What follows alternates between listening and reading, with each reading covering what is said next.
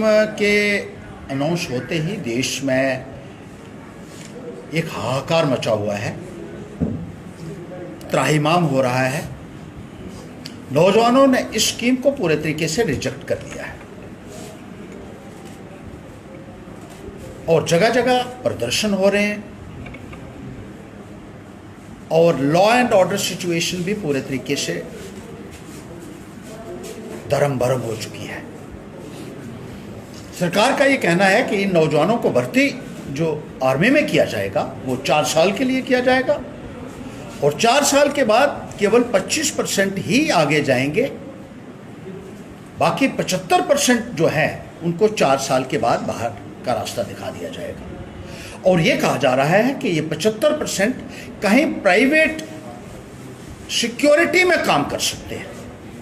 ऐसा लगता है कि सरकार का मकसद ये है कि आर्मी के माध्यम से इन नौजवानों को तैयार किया जाए और प्राइवेट सेक्टर में जो इनके पूंजीपति दोस्त हैं उनको जो सिक्योरिटी गार्ड्स की ज़रूरत है उस ज़रूरत को पूरा किया जाए।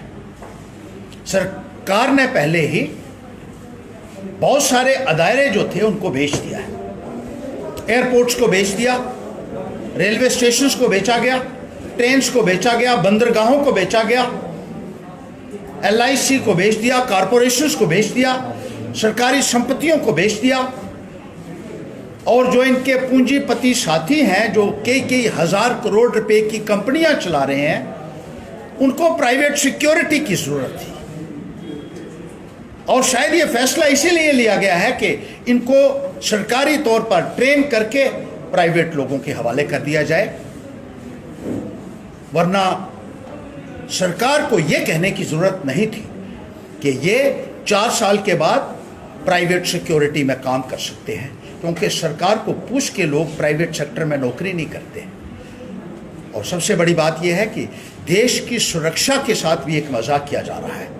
4 साल में बड़ी मुश्किल से एक फौजी तैयार होता है और जब वो तैयार हो जाएगा तो उससे सेवाएं लेने की बजाय आप उनको प्राइवेट लोगों के हवाले करने की जो बात कर रहे हैं ये सरासर गलत है।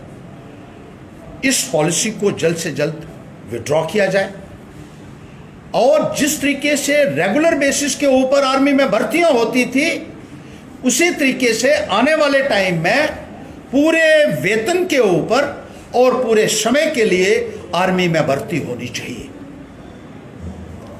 इस तरीके से जो ठेके के ऊपर फौज बनाने की कोशिश की जा रही है ये निंदनीय है। इससे पहले कि बहुत देर हो जाए इसको वापस लिया जाना चाहिए। पहले भी इस किस्म के फैसले जो हैं वो सरकार द्वारा लिए जाते रहे हैं और ज़बरदस्ती लोगों के ऊपर थोपे जाते रहे हैं, चाहे वो नोटबंदी का फैसला था, चाहे वो GST का फैसला था, चाहे वो किसानों के लिए कानून बनाने का फैसला था। जब कानून किसानों के लिए बन रहा था तो किसानों ने उस वक्त भी उसका एतराज़ किया पहले दिन से और ये कहा था कि इस फैसले को आपको वापस लेना होगा। लेकिन सरकार ने 1 साल के बाद उनसे माफ़ी मांगी और उस वक्त मांगी जब 750 किसान शहीद हो चुका था और बहुत भारी नुकसान देश का हो चुका था। आज भी हम ये कहना चाहते हैं कि अभी वक्त है कि इसको वापस ले लीजिए, क्योंकि ऐसा ना हो कि बहुत ज़्यादा नुकसान हो चुका हो और उसके बाद आप इसको वापस लें। कौन जिम्मेदारी लेगा उस नुकसान की, ये मैं प्रधानमंत्री महोदय से भी पूछना चाहता हूँ। कई हजार करोड़ रुपए का नुकसान हो चुका है इस एजिटेशन में अग्निपथ के अनाउंस होने के बाद ही, क्योंकि कहा जा रहा है कि दर्जनों या सैकड़ों ट्रेनें जो हैं वो जला दी गई हैं और प्रॉपर्टी को बहुत भारी नुकसान हुआ है।